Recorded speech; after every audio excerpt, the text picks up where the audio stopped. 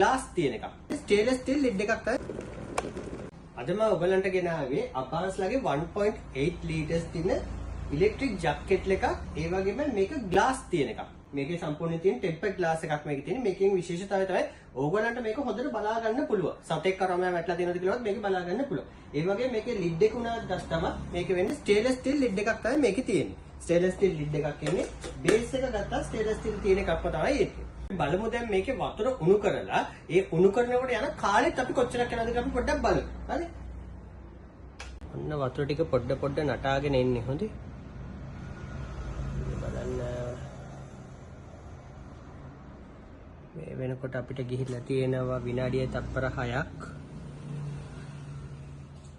මේ ජැකට් එක ලීටර් 1.8 වගේම මේක වොට් 1500ක තියෙන ජැකට් එකක්. හොඳද?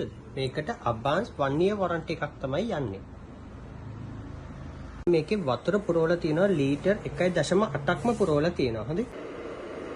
දැන් ඔයගලන්ට සද්දෙත් ඇහෙනවා ඇති මේකේ වතුර රත් වෙනවා. වතුර ටික හොඳටම නටාගෙන දැන් එනවා පොඩ. බලා ගන්න පුළුවන් තව ටිකකින් මේක ඔෆ් වෙයි.